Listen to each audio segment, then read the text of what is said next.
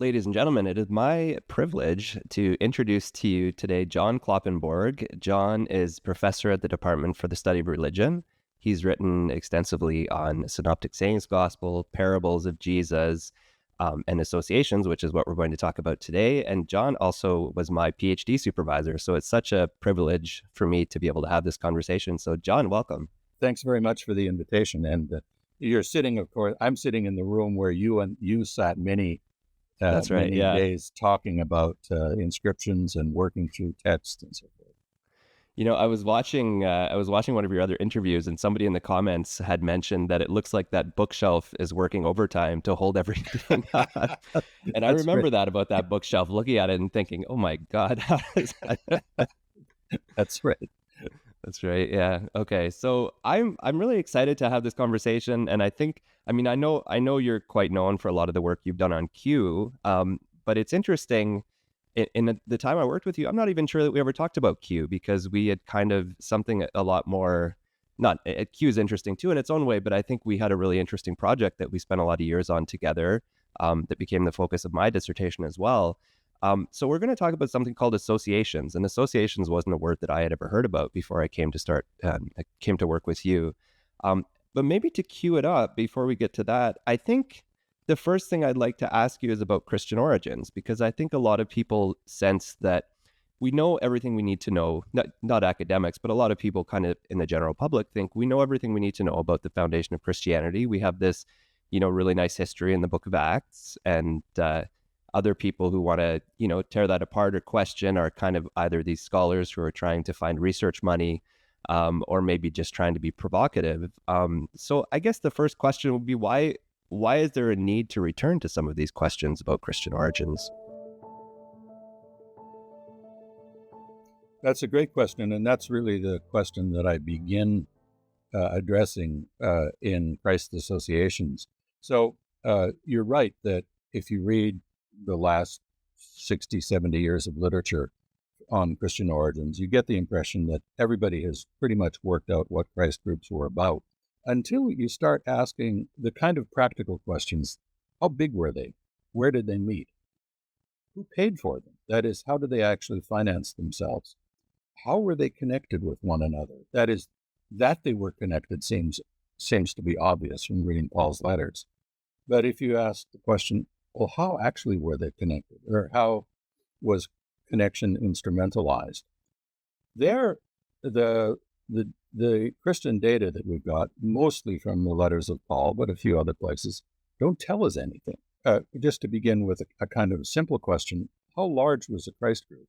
Was it 5 people? Was it 20? Was it 300? Well, if you read 1 Corinthians or Galatians and ask that question, you're not going to find answers. You're not going to find plausible answers. And so the project that I engaged in with you and a number of other colleagues was to look at what we think are comparable groups, and these are what we call private associations.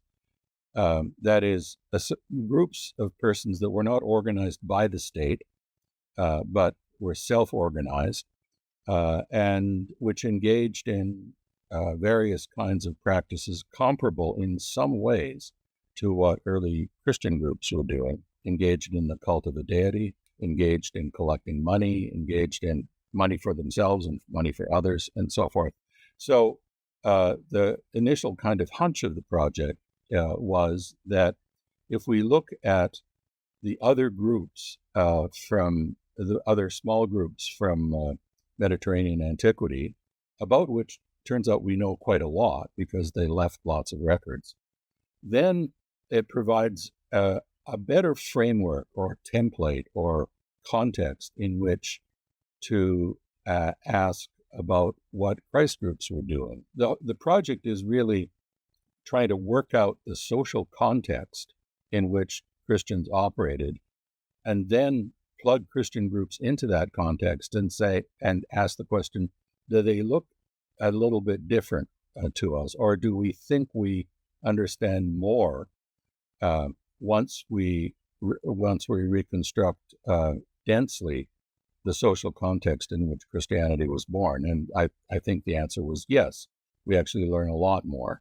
If you focus only on Paul's letters, what you're getting is kind of the intellectual content of Christian groups, rather than the social context or the social mechanisms that they employed. And the only way to get at that is through comparative work with with others, comparable groups in antiquity.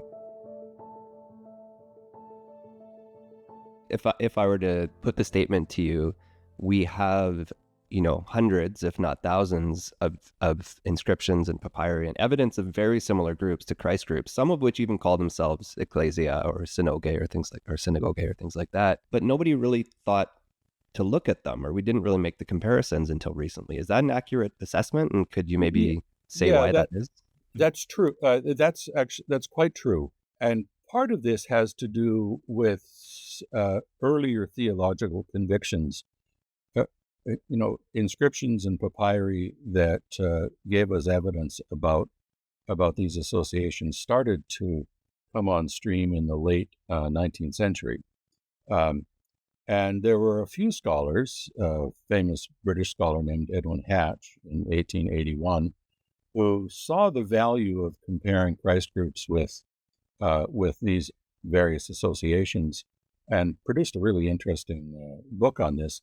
But his insights were almost immediately shut down, not for historiographical reasons. That is not because he had misread evidence, but because there was a growing conviction, a theological conviction, that everything that happened in Christianity was in principle unparalleled. It was completely new because it was an activity initiated by God rather than by humans, and therefore it was kind of futile to look comparatively with what other humans were doing. So once you make the kind of methodological or theoretical assumption that Christianity is by definition incomparable, unique, then there's no point in comparing any longer, because by definition you're not going to get anything useful out of that. Well, that's not a historiographic assumption, it's a theological assumption. And there are good reasons for that, and because in many ways, Christianity, historically speaking, had unique aspects. But to assume that in most significant respects it was completely different from everything else, that's a problematic assumption in my view, and it goes against normal historiographic practices. When you do history, you always look for analogs. You look for comparators, which doesn't mean that what you're most interested in is going to be identical with or the same or dependent on, but it gives you some leverage that allows you to recognize what truly is interestingly different about a particular group and the various ways in which the group was pretty much the same in as other contemporary phenomena. For me, this is a way of trying to be historically responsible when we think about what Christ groups were, what they looked like, what they did. And as I say, this is not to deny or to mask that they were interestingly different in really interesting ways, but it's also not to kind of buy into a theoretical view that, of course, they were completely different, and therefore it's pointless to compare. It's interesting to think about, too, in terms of if somebody's going to join one of these groups. I think maybe given the previous way we thought about this, it might be this is something completely new. You've never belonged to a group like this now. And all of a sudden, you might have a world where somebody can say, oh, yeah, I know what that is. Like, there are 3 groups that meet like this. And when you say we're going to have, X rules, we know how that works because I've been in another group that does that or something like that. That's right. And, Rodney Stark, famous American sociologist who worked a lot on conversion, pointed out that one of the reasons that conversions are successful is that the convert is already quite familiar with certain ways of thinking about religiosity, and they move in a way laterally to a different set of convictions. So, for example, he worked on the Unification Church, which is a kind of version of Christianity, a rather exotic version of it. But if you ask how many Muslims converted to the Unification Church? Practically zero, because there's almost no coherence between the basic assumptions that the Unification Church made about the world and what Muslims make, or the assumptions that they make. Whereas you had conversions from, Presbyterians and Catholics and so forth, because there's some basic coherence in some of the structures that allow for conversion, but you just don't expect conversions to happen to a new cult if there's really no continuity at all with previous sets of belief. That's jumping from the Earth to Mars or something like that, and it doesn't happen.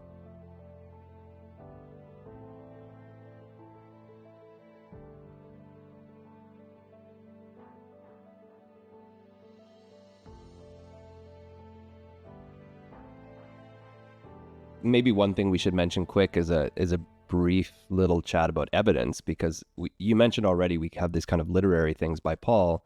We don't really have any inscriptions or papyri giving us the nuts and bolts of how Christ groups worked, at least in the first few centuries. So what type of things? I've used the word inscriptions, which for the audience is writings on stone. I've used the word papyri, which is sort of an ancient paper that we can dig out of the ground, mostly in Egypt. What types of materials are we looking at when we're studying these comparable social groups to early Christ groups? Okay, sure. The two kinds of evidence are principally inscriptions written on stone, and then papyri, almost all from Egypt. There's a few from the Jordan Valley. And within those two large blocks of media, we have what I will call charters or rule books, a list of regulations that govern the life of the association. These would include such things as how you become a member. Is there a charge for becoming a member? Is there a maintenance charge to be a member? Is there a monthly charge? What kinds of obligations the member has? So one of the interesting things that almost all of them required their members to participate in the funerals of members, and sometimes the funerals of members, of family members of members. They required you to attend the monthly or even more frequent meetings that they had. Some of them actually list what was served at each of the banquets. Some had a whole series of rules that govern what we could call etiquette. That is, how you are to behave at a meeting. You're not to steal someone else's seat. You're not to engage in personal insults against another member or beat them up. And what's really interesting about reading these rule books is that they give you a really vivid picture of the kinds of things that might go on within an association. That these were, calm meetings where everybody held hands and sang "Kumbaya." It's not true. It turns out that they were sometimes pretty fractious. There was conflict that went on. And then there was various kinds of activities, singing and speech making and voting, and a whole lot of other practices. And so when you read a couple of dozen of these charters, you start to get a picture of what a private group actually looked like every month or more frequently when it actually got together, what they did, what they expected of members, how they expected members to support each other in times of need, and so forth. So these are the kind of data that become very useful when we flip over and look at Paul's churches and ask, are they doing the same kinds of things? Or at least it helps us ask questions. Well, if these groups supported themselves by charging a small monthly fee or dues, how did Paul's groups support themselves? Somebody paid for the meals. Did they actually participate in the funerals of their members? When you read through this associational data, both inscriptions and papyri, it raises all sorts of questions, at least for me, when I want to think comparatively about Christ groups. Were they engaged in the same kinds of things or quite different kinds of things? So that's one kind of genre of material that we get from inscriptions, papyri. Another large genre are honorific inscriptions. One of the things that especially Greek associations did, is that they recognized exceptional performance of their own members and of others, and people from outside the group. So a treasurer or a supervisor who had finished his term, usually his term, would often be commended for the extraordinary work that they had done as a treasurer, or as a leader, or as a secretary. And you also get them voting honors to significant persons in their community. So these Athenian groups, small Athenian groups, sometimes immigrant groups, would then recognize the benefits that had been given to them by some member in the Athenian Ekklesia, the Athenian assembly, how they had been helped. So that actually helps us to work out what the relationship between these small immigrant groups in Athens and the city of Athens, how those kinds of relationships work. We get inscriptions honoring a god. I know you had worked on this famous Delian inscription from the 2nd century BCE, which explained how the cult of Serapis at first actually came to Delos, and how eventually a temple was built to Serapis. So it gives these inscriptions give us a kind of history of how the cult actually originated, how it was paid for, how the god actually communicated with the main person by a dream, of course, and how the god supported the activities of this group of Serapiastai on Delos. So inscriptions tell us those kinds of things. Papyri sometimes give us account books.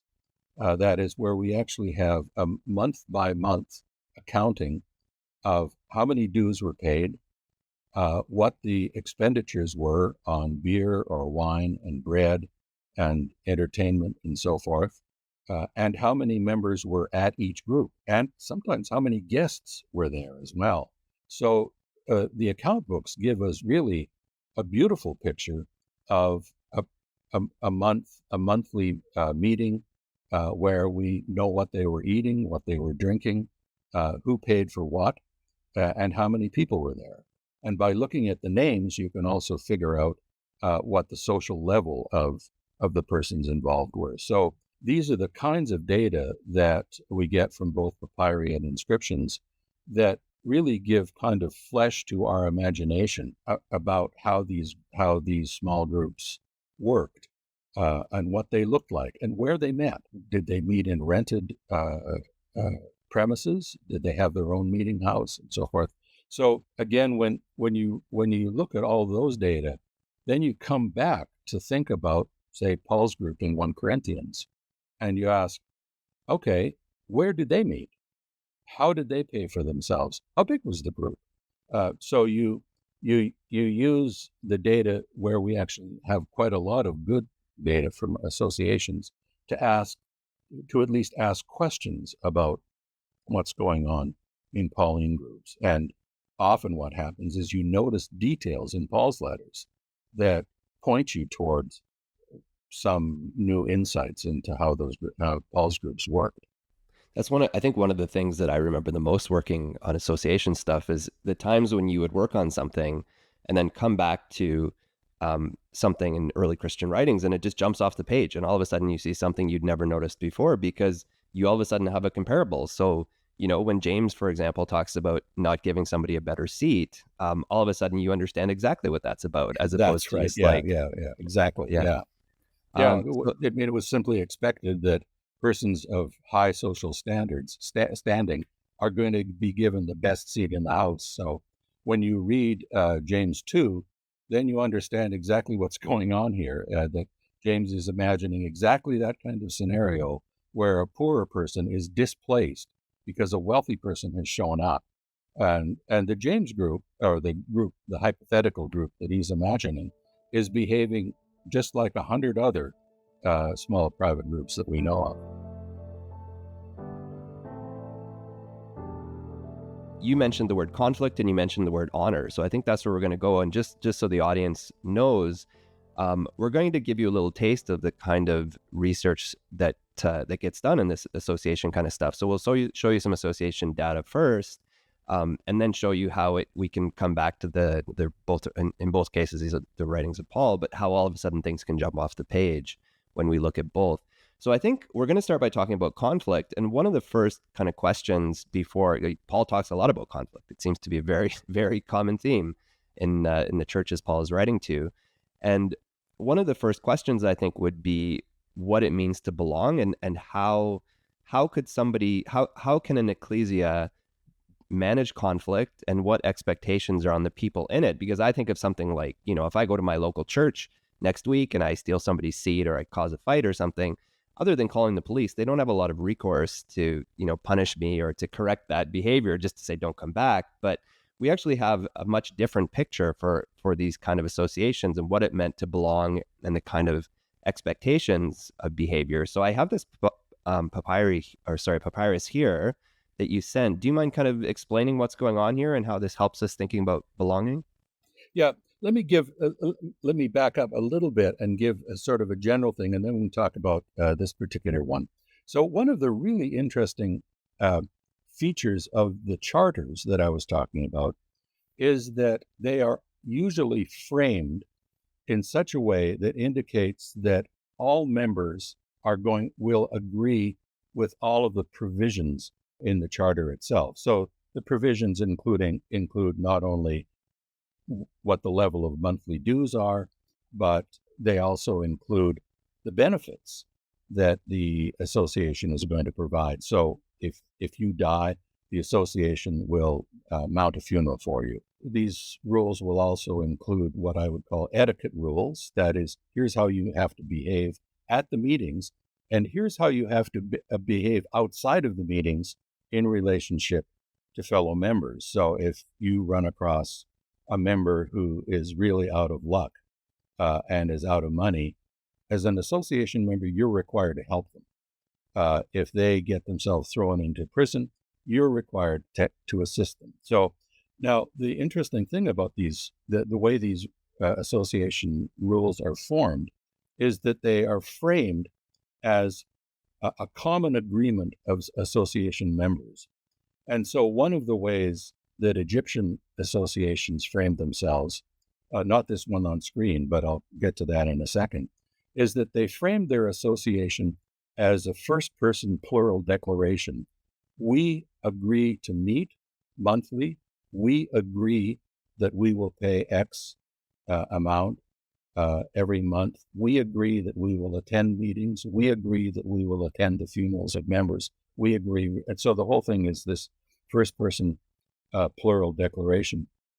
What happened with Greek associations is that they would state the rules, and then at the end of the rules, and here P. Michigan gives an example of that, there is what I call a signature panel, where the names of all members are given, and on this particular papyrus, in the bottom left corner, you will see, I don't know if you can zoom in on that very much, but perhaps you can't. But one of the things that you can, even though I don't expect that your hearers can read Greek here. I can't even read this Greek, just to be no, terrible stuff. But you'll actually notice that there are several different hands here. That is, this is not a single hand that has written this all. These are individuals who have written in lighter and darker hands. And so they finish this this inscription by saying, I, Dionysius, son of Serapion, agree. Eudoko, I agree. So in other words, each member has to stipulate that he or she agrees with all of the rules. We have other versions of these signature panels where it says, I have voted, that is, I have voted in favor of these rules. In Latin associations, we don't get this notion of voting, but we do get the stipulation that all new members have to read through the entire rules, agree with them, so that there will be no disputes in the future. When we join a club, we don't really think of this, but if you think about the inauguration of a U.S. president, the, the basic thing that happens on January the 6th is that the president agrees to uphold the Constitution of the United States. And that's a kind of analogy to what these groups are doing, where there's a formal point in where the senior officer says, I will support and uphold and act in agreement with the Constitution of the United States. So it's the same kind of thing that's happening here. Now, you ask, why would people do this? Well, there's a legal reason for doing this. It meant that in the case of the violation of rules, let's say somebody refuses to pay their membership dues for a year or for a month, the fact that they have already agreed formally to those rules means that the association has the legal means now to extract the penalty from, extract a penalty from them, or extract the dues. And curiously, many of these associations then empower the president to go to the recalcitrant member's house and to extract a surety, that is, to take some item that's worth more or less the same as what the dues are, and hold that item, a cloak, let's say, or a lamp or something like that, until the member has actually coughed up the money. That probably didn't happen very much, but at least the charter actually allowed them to do that. But the charter also allowed them to, say, fine a member who had gotten drunk and against the association's rule and misconducted himself in some way by abusing or beating a fellow member. So it actually gave the association the legal right to do this kind of thing. Again, we don't really know how often this happened, but we know in one very, very interesting case where an association had already agreed that should a member die, the association members would attend the funeral and would pay what's called the taphicon, a small amount of money to subvent the costs of the funeral. Well, we have a couple of complaints these are from both from the 2nd century BCE, where a family member, a spouse usually, of a member who has died, writes to the prefect, the governor, saying, my husband or my wife was a member of this group. She died or he died, and the association did not mourn, that they did not come to the funeral, and they did not pay this taphicon, this funeral fee, because the association rule would have had a name list where everybody had signed, I agree, I agree, I agree to all of the provisions. The governor could then intervene, and having looked at the actual rule of the association and the name list, would say, yes, the association actually did undertake to participate in the funeral of its members, and yes, X was a member at the time. There, the court can actually compel the association to do what it had agreed to do.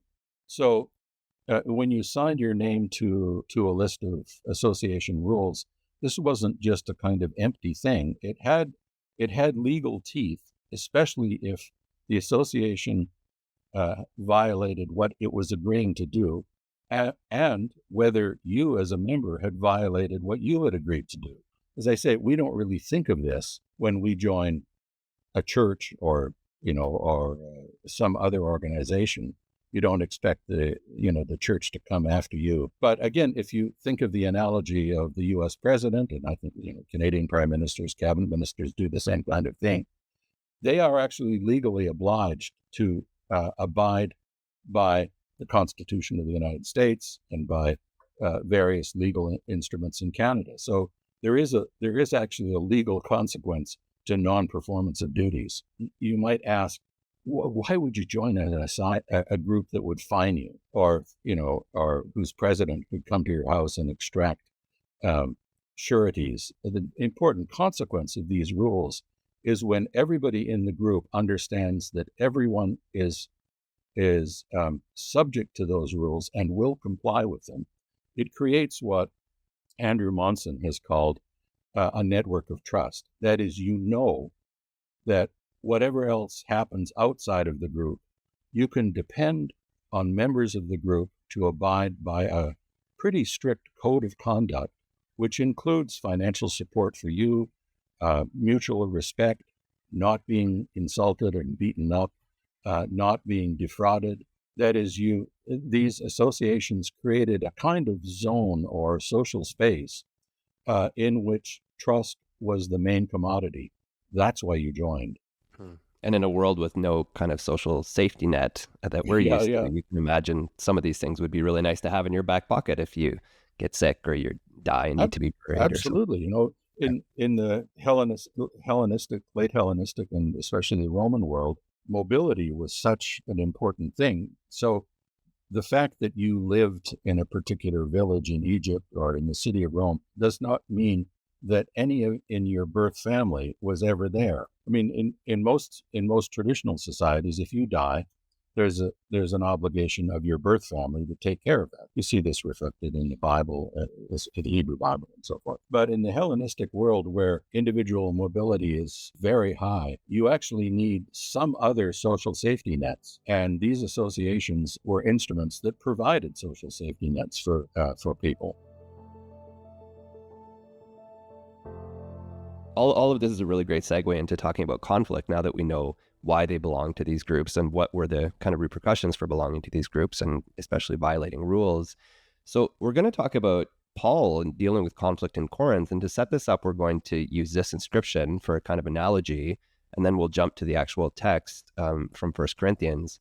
Do you mind setting up this inscription? And then if you maybe set it up, I can read it out loud for the audience. Sure. This is the charter or the rules of a group called the Eobakoi. In Athens, they're a group that the name Eobakoi indicates that they're a Dionysiac group. And there are hints in the group that a lot of the members belong to some of the upper echelons of Athenian society. This is an inscription that is 160 lines long or something like it. It's very, It's very huge. long. Yeah, I'm just showing a part of it. Yeah. Yeah. And it has a lot of these etiquette rules about when you're at the banquet. First off, you have to pay your monthly fees for the banquet. And if you don't, you're not allowed to come. You're not allowed to insult fellow members. You're not allowed to steal their seats.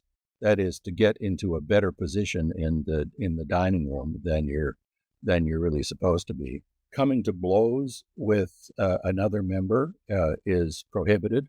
But interestingly, the Eobakoi also want to prohibit members referring conflicts that they might have with other members to external courts. If I'm a member and you're a member and I have a beef with you, what this association doesn't want to happen is for me to go to an external court and have the issue decided, probably not in your favor. Because for one thing, that's going to cause an internal rift within the group. You start to create fracture lines within the group. The group doesn't want that to happen. That kind of activity is absolutely prohibited. And this inscription is not the only one that does this. There's a whole series of 2nd century BCE Egyptian papyri of various groups that prohibit exactly the same thing. That is, you cannot go to an external authority and accuse or calumniate against a fellow member. If you've got a beef with them, that beef has to be settled in-house. And the group then undertakes to have its own kind of judicial procedures where they hear the complaint, they settle the complaint, and then you have to live with what the settlement is. So if I lose my case against you, that's the end of the story as far as the association is concerned. We might say that prohibition of resort to external courts was a matter of not wanting to air your dirty laundry in public, and there may be some aspect to that. But there's an even more important aspect to that. These groups wanted to assert autonomy.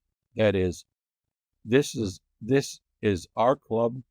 We want to be the authorities that solve our problems, and we don't want other kinds of external forces intervening in disputes. And the reason, I think, is pretty clear. If you allow external interference, that's exactly what fractures the group. if you can create an internal polity where everyone realizes that the group will listen carefully to disputes and will settle them in a way that serves the interests of the group and a way that serves the interests of the two parties, then you're going to have a much happier outcome. If you allow factionalism to develop, you're not going to have a group. The group will actually fall apart. Just one other interesting thing, many of these groups also specifically prohibit adultery with members, with the spouses of other members. It's pretty clear why you would want to do that, because a good way to fracture a group is to allow sexual interference within the group. If you look at these rule books and ask the question, what kinds of fines are attached to what kind of misconduct, the highest fines are always attached to activities that would internally destroy the group. Trust would simply disappear if you allow sort of promiscuous sexual interference. You get the same thing in Paul, 1 Corinthians 5. He says, adulterers, people involved in incestuous behavior, we don't allow this in the group, because he knows very well what that actually means. That destroys the group, and because it destroys trust. That's so interesting, and it's bringing up a lot of questions we won't talk about today, but some of the questions about the sexual ethics of early Christ groups are really, really interesting to think about. But maybe what I'll do, we'll move on and read this inscription. So you've already set it up for us nicely. So let me I'll read it through. And then maybe what I'll do is I'll read right through to 1 Corinthians, and we can talk about the two kind of in tandem, if that's okay. Okay, sure. Now, if anyone begins a fight or is disorderly or sits in someone else's seat or insults or abuses someone else, the person abused or insulted shall produce 2 of the eubakoi as sworn witnesses, testifying that they heard the insult or abuse. The one who committed the insult or the abuse shall pay to the treasury, the koinon, 25 light drachma, or the one who was the cause of the fight shall either pay the same 25 drachmae or not come to any more meetings of the eubakoi until he pays. If someone comes to blows, the one who was struck shall file a report with the priest or the vice priest, who shall without fail convene a meeting, and the eubakoi shall judge by a vote with the priest presiding. The offender shall be penalized by not being permitted to enter for a time as long as it seems appropriate, and by paying a fine of up to 25 silver denarii. The same penalty shall also be applied to the one who is beaten and does not go to the priest or the archibakos, but instead brings a charge with the public courts. The penalty shall be the same for the offender in charge of order, eukosmos, if he does not expel those who fight. If one of the eubakoi, knowing that a meeting ought to be convened for this purpose, does not attend, he shall pay a fine of 50 light drachmae to the treasury. If he fails to pay, the treasurer shall be permitted to prevent him from entering the meetings of the bakaion until he pays. If one of those who enters does not pay the entrance fee to the priest or the vice priest, he shall be expelled from the banquet, the hestiasis, until he pays, and he shall pay in whatever way the priest orders. So let's jump down and read 1 Corinthians 6, 1-7. When any of you has a grievance against another, do you dare to take it to court before the unrighteous instead of taking it before the saints? Do you not know that the saints will judge the world? And if the world is to be judged by you, are you incompetent to try trivial cases? Do you not know that we are to judge angels, to say nothing of ordinary matters? If you have ordinary cases, then, do you appoint as judges those who have no standing in the church? I say this to your shame. I say this to your shame. Can it be that there is no one person wise enough to decide between brothers and sisters? Instead, brothers and sisters, go to court against one another, and this before the unbelievers. In fact, to have lawsuits at all with one another is already a defeat for you. Why not rather be wronged? Why not rather be defrauded? But you yourselves wrong and defraud brothers and sisters at that. So those are kind of two, reading those back to back, they're different types of writings, but we can certainly see some crossovers. So maybe throw it over to you to kind of comment on what jumps out at you there. Yeah, this is such an interesting comparison. The first thing to observe about both of the texts, both the Eubakoi and 1 Corinthians 6, is that Paul, is that the framers of the Iobakoi inscription and Paul assume that the group has judicial functions. And you can see this already in the first paragraph that you read. If anyone begins a fight or is disorderly and so forth, we need witnesses. So in other words, it imagines immediately that there's going to be a judicial hearing where you need witnesses, you need judges, and you're going to have a verdict. And then it moves, and this is whether it's a fight or someone who refuses to pay their membership dues or whatever. So any violation of the rules can be treated by the association with its own judicial procedures. Interestingly, the Iobakoi inscription also recognizes that it could be possible that someone who is beaten up refuses to report this, probably because they're beaten up by a more powerful person, or that this character called the eukosmos, the person who is in charge of public order, would not report a violation that he really knows about. If you ask, why do you need such rules? Well, I don't think it takes too much imagination to think of a scenario where you have a group of, let's say, 40 people of various social statuses and various social powers. And in some circumstances, it would be possible for the people with lots of social power, lots of social influence, to do all sorts of things that will simply be kept quiet because others are afraid to report them. What this rule tries to do is to enforce the notion that everybody in this group is subject to the same rules, the same penalties, and is expected to engage in the same kind of behavior. So there's a kind of, I don't know if I want to use the word egalitarianism, but there's certainly a notion in Greek law. One of the ideals of democracy in Greece was called isonomia. That is, to be governed by the same laws, nomia. And this inscription gives you an example of how the association imagines implementing the value of isonomia. Everybody has to abide by the same rules. If I'm beaten up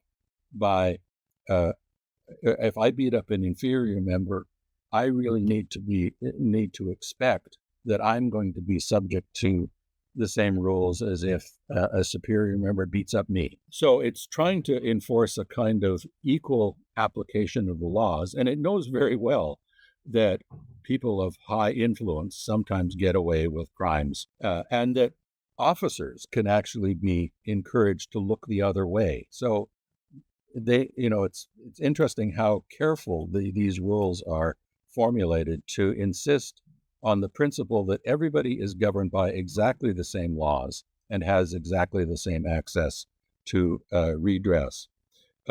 Even Section 96, if one of the Iobakoi, knowing that a meeting ought to be convened for this purpose, that is, for a judicial purpose, does not attend, well, I think you can imagine exactly what happens. There, somebody who is a potential witness, who's going to be called as a witness, or somebody who is a friend of the offender, is not going to show up as a way of trying to interfere with or influence the decisions of the group. So, I think anybody who has been involved in a group where there's natural conflicts realizes that this kind of thing can happen. So the Iobakoi are actually pretty careful in trying to insist on, if we have a judicial hearing, everybody relevant has to be there, and you can't absent yourself as a way of tacitly disagreeing with whatever the association is going to do. And the idea that a member should take a legal dispute outside to the secular courts and get a decision is absolutely off the table as far as the Iobakoi are concerned. And that's the issue that Paul is addressing in 1 Corinthians 6, right? Where he sees that, or he hears that this kind of thing is happening. That is, there are internal disputes, um, and some members, almost certainly the more powerful members, have decided that the way to solve this is to go to the secular courts and get a solution. But that is actually going to injure the solidarity of the group itself, because you've introduced a kind of fracture into the group. So Paul, like the Eobakoi, imagines that the group has judicial competence, and when there are disputes, the group will settle those disputes by its own rules. Um, a lot of Paul's argument is trying to encourage them. Um, if you're going to judge angels, do you really think that you're incompetent to judge, much less weighty matters? And it's in that context too that he introduces fictive family language. He says, um, you're really deciding matters between brothers and sisters. That is, the group should, whether they're actually related to one another, I don't think they are. This is not just a single family, but Paul is encouraging them to decide disputes as a family decides disputes, or ought to be deciding disputes within the family, by rules that are not going to fracture the association or fracture the family. I think we all probably know of cases where family disputes go to the courts, and the kind of cancerous effect that has on family life when that kind of thing happens. So, think of 1 Corinthians 6 along the same lines. It's using the same kind of logics that associations used. The other thing that strikes me about this, I mean, I think if I was reading this as trying to think of, if I'm reading this theologically, I might start and say, well, Paul has this sort of word from the Lord or something about how the saints are going to judge the world. And then Paul is sort of working out the nuts and bolts of what that looks like in the assembly. But I think what we actually have is the reverse, that Paul already knows how this works. People know how this works, and he's spiritualizing the activities of the Ekklesia and putting this kind of spiritual framework on it. Is that a kind of fair assessment? Yeah, I think that's right. I think he's imitating a practice that he already knows about, but he's giving it a kind of rhetorical heft. That he's using the language of the group of judgment and angels and saints and things like that, brothers and sisters, as a way of giving the strongest case that he can make for justifying this kind of that kind of judicial practice. Well, let's keep going. We're going to talk about more about money, actually, and specifically, we're going to talk a little bit about collections, and I think we'll talk a bit about the collection for Jerusalem, because obviously part of Paul's assemblies and Paul's work was to collect money and to send money and to make sure that the money got to where it was supposed to go. So what we're going to do now is we'll read this inscription from Association on pledges and special collections, and then we'll read a little bit about Paul's collection for Jerusalem to compare. Do you mind setting this one up a little bit? Yeah, sure. One of the things that one notices about reading Paul that often commentators don't really want to talk about is that he talks a lot about money. And this is, I think this, for New Testament exegetes, that's been a kind of embarrassment that he talks so much about money. It shouldn't, because money is an important thing. One of my teachers, John Hurd, pointed out that when Paul talks about money, he immediately starts using very flowery language as well. One of the things that I learned a lot when I started working on associations and Pauline texts is that many, many groups engaged in the regular collection of money. They didn't make any apologies for this, because this is a group actually needed financial inputs in order to keep going. And there was a special practice engaged in by associations, by Greek cities and other groups to fund special projects. So your walls fell down, there's been an earthquake, and the temple has been damaged, there's a famine. So the kinds of not regular problems in financing, but the extraordinary problems, financial problems that occur. And so Greek cities and associations themselves instituted a practice which is called epidosis. Epidosis just means contribution or subscription. And so the practice was that in the case of an emergency, a temple has collapsed, the city walls have collapsed, we need to buy a cemetery for our members or something like that, they would institute a special collection. And the special collections, what they aimed at is universal participation. So if you had a group of 50 people, the expectation was that all 50 would contribute. If you had a city of 1,000 or 2,000 people, everybody would participate. The amount of participation was usually very low. So we've got subscription lists where Athenians all contributed 5 drachma to a big project. Not 1,000 or 10,000 drachma, but 5, and occasionally a little bit more than that. And the idea was that if everybody contributes a little bit, then you're going to end up with enough money to deal with whatever your problem is, rebuilding a temple, fixing a wall, supplying famine relief. I realized that this is actually a way to think about Paul's collection. We'll talk a bit more about the details of that. But where he has agreed to collect money for the poor of the saints of Jerusalem, and starting in 1 Corinthians, and then he mentions it in Galatians, in 1 Corinthians, 2 Corinthians, and in Romans. He's got material that deals with this collection, and we see how it kind of evolves in several stages. But he's essentially engaged in an epidosis, a collection where everybody is expected to give a little bit of money, and that money is then going to be used to satisfy a particular need. This is exactly what Greek cities and exactly what associations did. And the inscription that you've got here from Kos nicely lays out those procedures.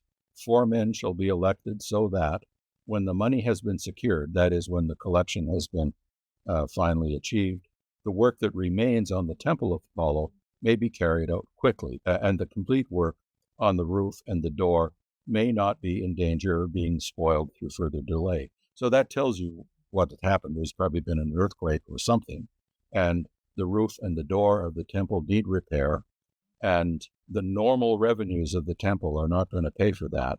So those members of a temple group in Kos are going to have this subscription that allows them to raise sufficient money to effect those repairs. And notice that the pledge is they're aiming to get 2,000 drachma, and each of the persons will pay less than 30 drachma for the construction of the temple. So as I say, the point of these subscriptions is to set the donational level relatively low and try to get maximum participation in it, so that you end up with the final amount that you need. It's also interesting that you've put in italics one of the key words. This is the verb to promise or to pledge. One of the things that we see in these epidosis inscriptions is a list of persons who have epangelo, that have promised, and then it finally says, and they sunteleo, and they completed their province, so the promise. So there's a kind of binary relationship between what you initially promise and the fact that later on, 6 months later or a year later or whenever, you've actually fulfilled your promise. You see the same dynamics in Paul's description of the collection. That is, he's aware that the Corinthians have promised, that is, have undertaken to effect the collection.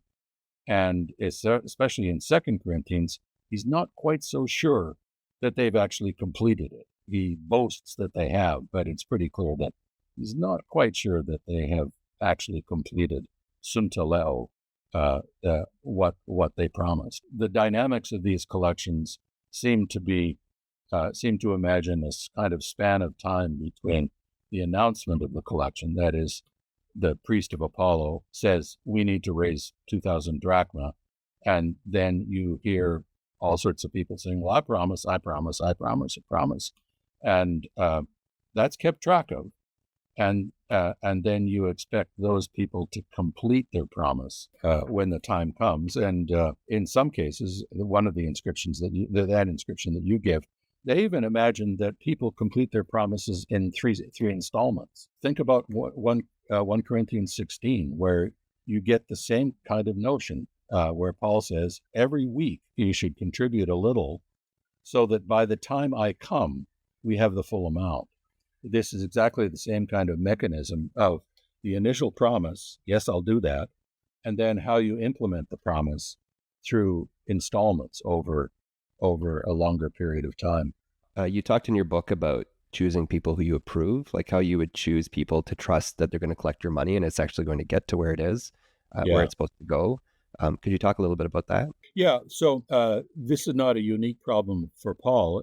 It's in the inscription the cost inscription that you list, where certain people, 4 men, will be elected to manage the money. That is, the group then will designate 4 people whom they trust. They will collect the money. They'll make sure that all of the money collected goes for the purposes, that it's been designed for, and that no one has profited by this.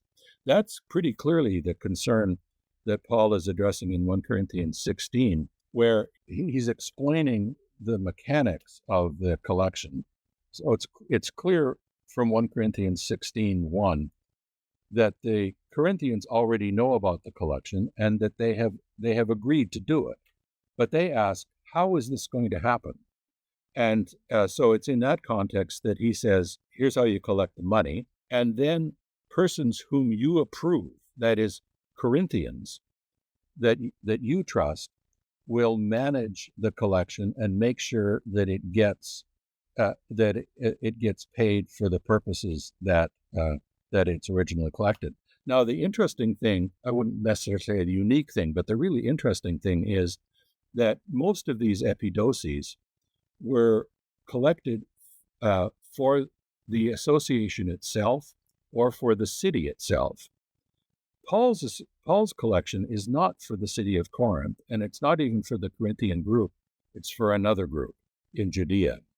And that immediately raises the issue, how are we going to get the, let's say, 6,000 drachma from Corinth to Judea without the money disappearing on us? Well, the standard mechanism would be, you're going to appoint envoys that you trust that are going to guarantee that they take that money from Corinth to Jerusalem. And they're also going to be the ones who explain where this money has come from. That is, we would expect that the envoys, when they arrive in Jerusalem, the Corinthian involved, will say, we have 6,000 drachma. This is from the Ekklesia that exists in Corinth. They might even have a name list. They might even have a subscription list. Here are the people who have donated. Now, Paul, when he writes 1 Corinthians, he's not sure that he's going to be the one that conveys the collection or not. He says, I might come with them, I might not.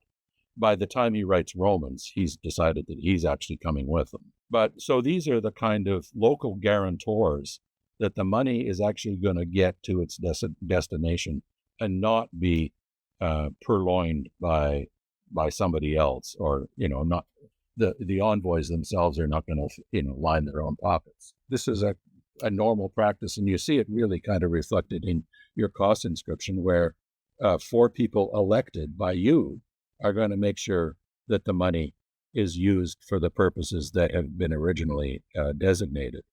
It's a really good segue to when we talk about trust.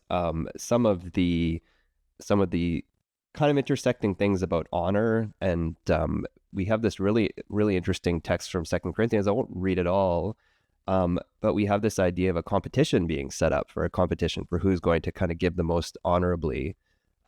So here, maybe I will read just a little bit of it. I won't read it all though, but people can read it on their own. But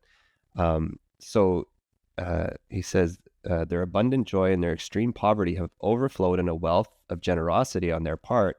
For as I can testify, they voluntarily gave according to their means and even beyond their means, begging us earnestly for the privilege of sharing this ministry to the saints. And this not merely as we expected, they gave themselves first to the Lord and by the will of God to us, so that we might urge Titus that as he had already made a beginning, so he should also complete this generous undertaking in you. And then maybe just finally I'll read this. Now, as you excel in everything, in faith and speech and knowledge, in utmost eagerness, and in our love for you, so we want you to excel also in this generous undertaking. And that's a really nice example of you talking about how he gets more flowery as he's asking for money. But um, how there's kind of a competition going on here, and we use the word honor a lot. How does honor play into this, both kind of generally into associations, but then also specifically to this writing by Paul? So I just point out that, at the end of your the second paragraph there's the dichotomy between beginning and completion. That is, in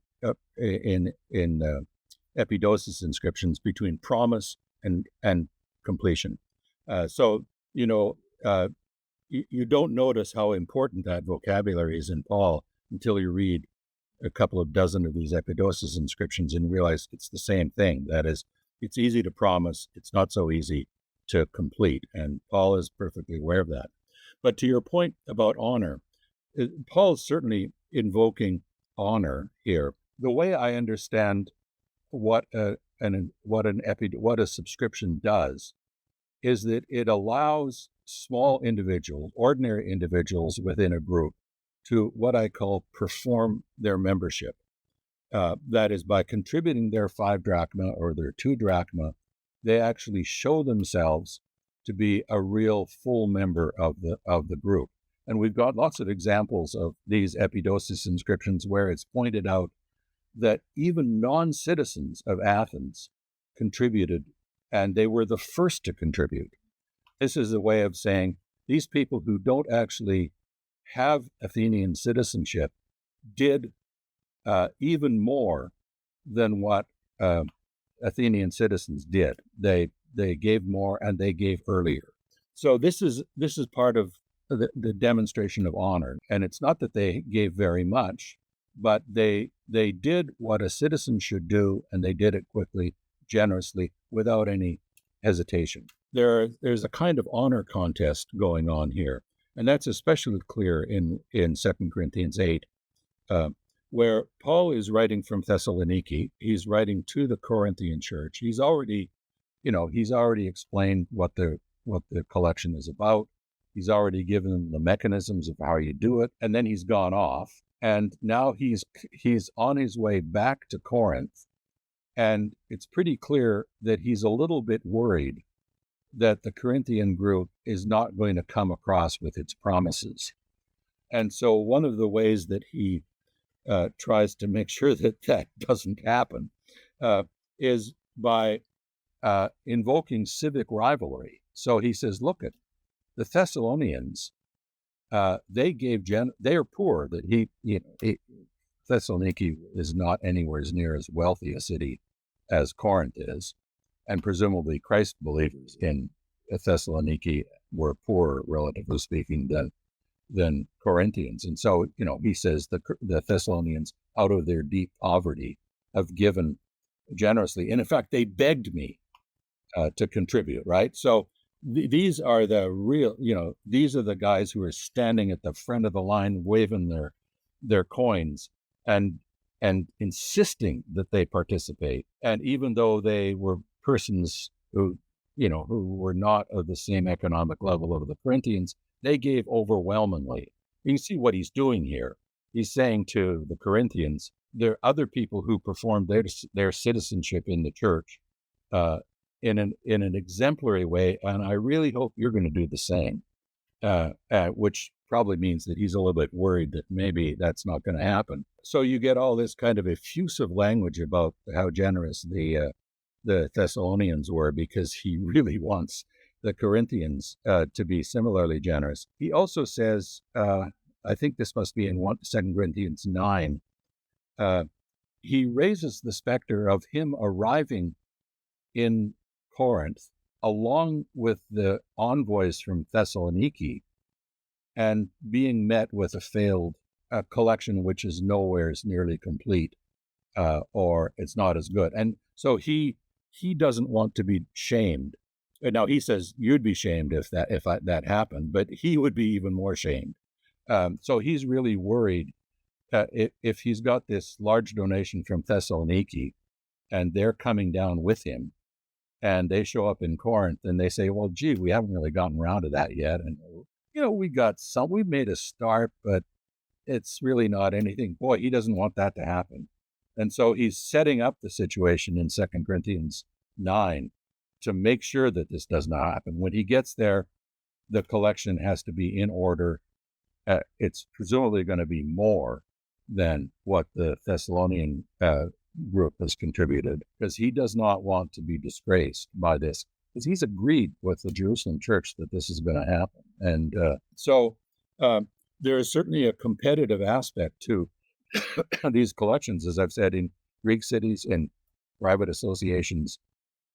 The way that you showed that you really were a citizen or a member is to contribute and make sure your name is on the list. So it's a way of performing your membership publicly. One of the observations that helped me think about this is my colleague Simon Coleman, who works on Pentecostal churches in Africa. He said that at the point at which people take up the collection, it becomes often a ritualized thing where people will sort of dance to the front, holding their money in their hand and dropping it into the collection plate.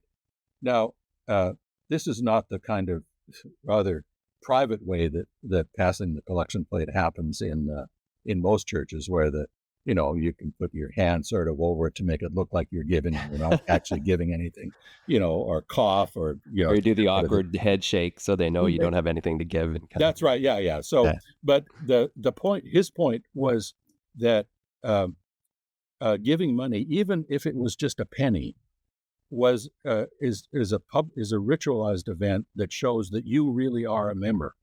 So this is a kind of activity that a trust generating activity. I'm a member and I'm going to pay whatever I've got. And so think of these collections along the same line. It's a way of saying, I'm here with you. I put my money in, even though it's not very much. It's a way of instrumentalizing a donation to point out that you belong to the group. Just another analogy. I remember when we were kids having to go door to door. I don't know if you ever had to do this and ask for a pledge for jump rope for heart or for a walkathon or something. And I had one friend who told me the secret to getting a lot of money was you would actually just get the first person to write on the list to say, so-and-so, the neighbor, $20 or something. Yes. And then you go door to door and say, here's the list. And everyone looks and says, oh, so-and-so is given $20. We better at least give 10.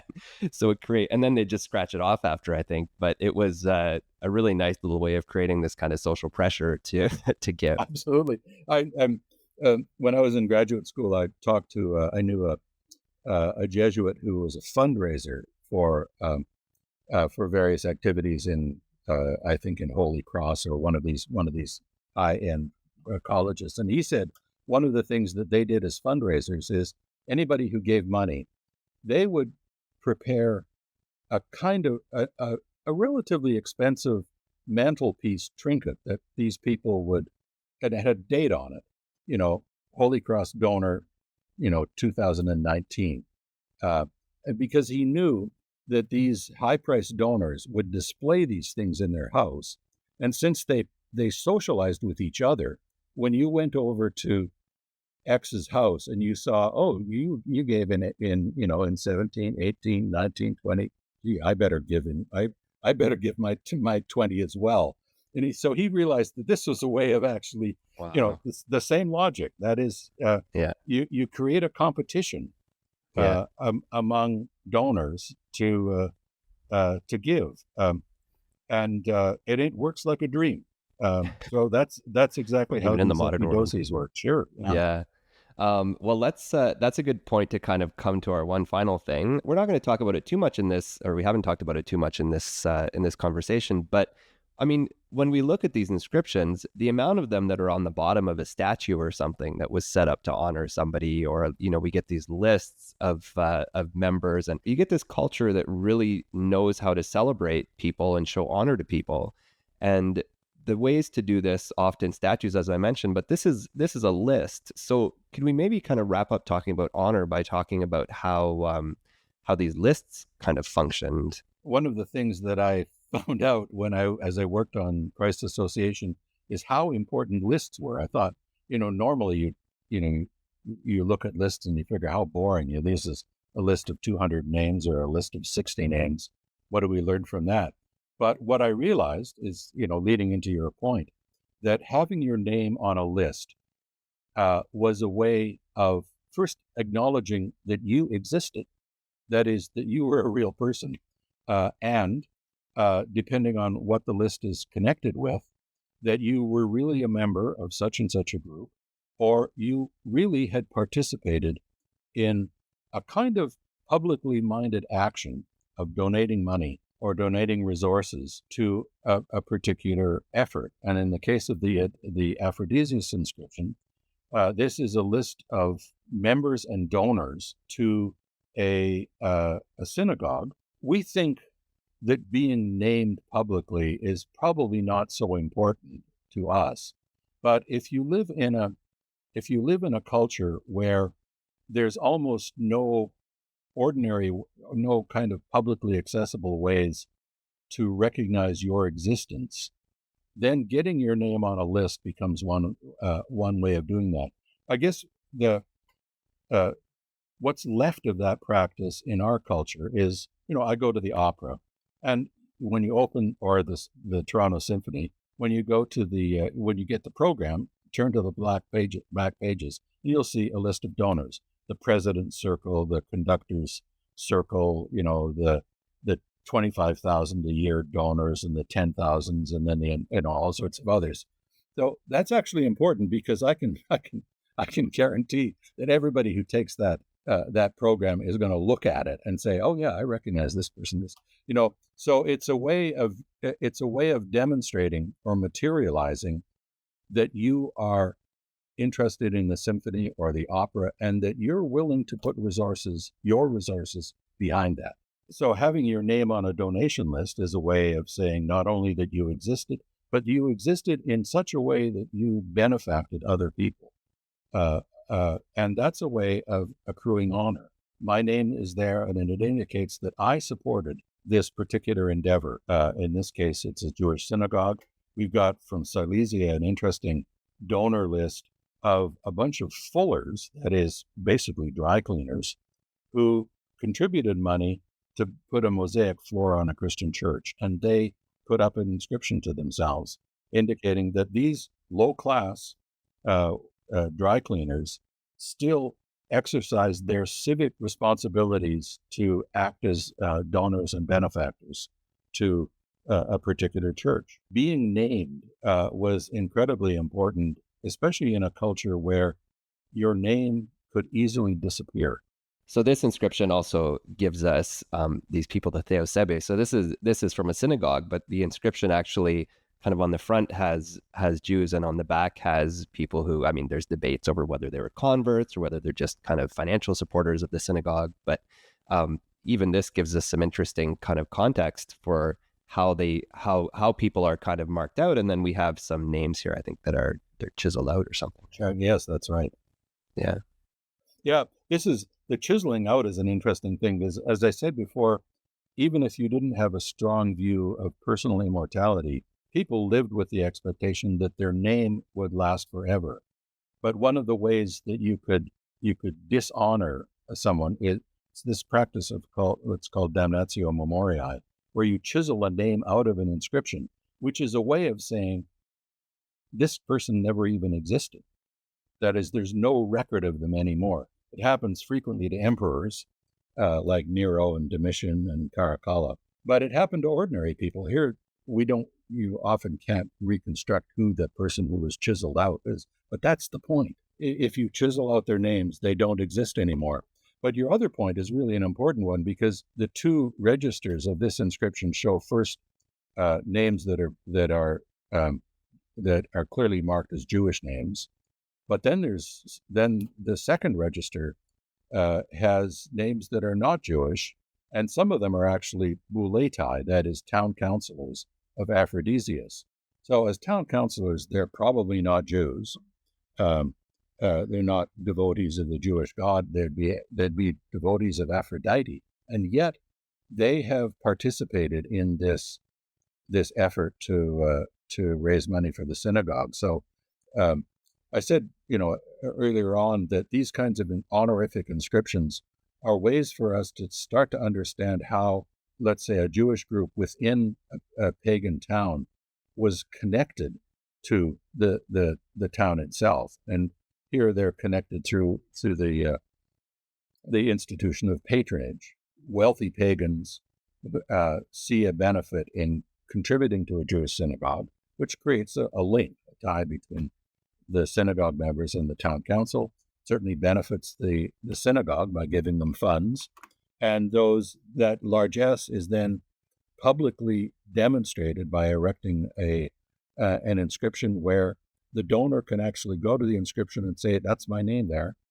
Um, you don't have to have a very high level of literacy to be able to identify your name on a list, and that's so that the list is really a way of conferring honor on persons who had contributed to a group. So I'd like to wrap up with one final question. I think we've been dancing around this a lot today, but the question that it kind of leaves me with is, early Christ groups could have chosen to call themselves synagogues or, I don't know, temples or something. That seems a bit odd, but they didn't choose religion is a problematic term anyway, but they didn't really choose cultic language. They chose civic language. They chose Ekklesia, which I don't think like modern readers or listeners, that's just come to be synonymous with church for us. So we think, oh yeah, that's a religious organization.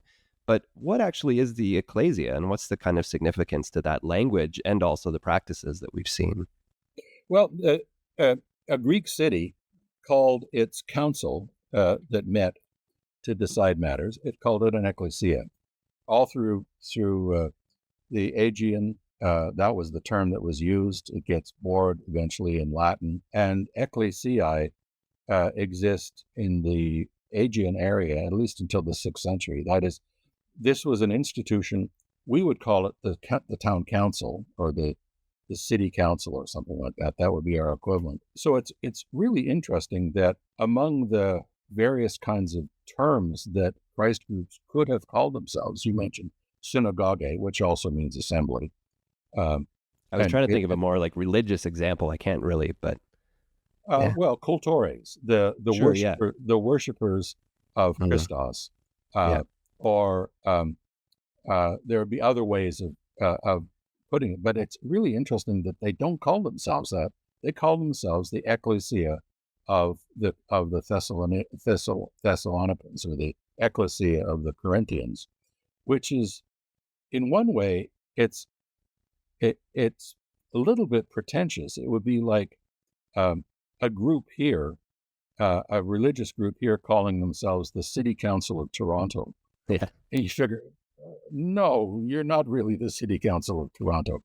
But you're right. It's using civic vocabulary, and that's at least in part because associations, this was noticed more than 100 years ago, associations typically borrowed civic language to talk about themselves, to designate their leaders, and they borrowed practices like instead of voting on bills, they voted on honorific inscriptions instead of, so they practiced a kind of democratic practice in democratic cities. And so it seems to me not so much of a surprise that early Christ groups, when they got founded in Corinth or Thessaloniki or Philippi, would call themselves an Ekklesia and engage in the kinds of democratic practices of self-governance, like having rules that everybody complies with, treating themselves as judicial assemblies in which can settle matters, engaging in subscriptions, as cities did. So it's not so much of a surprise to me that they would use civic language to describe themselves. It's only quite a lot later that they start using cultic language, like cultores or other kinds of language. But at first, they basically are imitating what these private associations are how they're actually calling themselves or talking about themselves, because in a way they're like a little city that engages in the kinds of practices that cities engage in. That is, they govern themselves, they vote, people become members, they get excluded, They have behavioral roles. Here's how you demonstrate that you really are a citizen, or here's how you demonstrate that you really are a Christ believer by doing certain things. Mhm. It seems to be just one more piece of evidence too that the comparison is warranted. That when we look at these associations, they don't use different words; they use the same words. We have Ekklesia or we have synagogue or whatever. Yeah, yeah. Yeah. Okay. Well, so the book, I'll hold it up here. The book is called Christ Associations: Connection and Belonging in the Ancient City.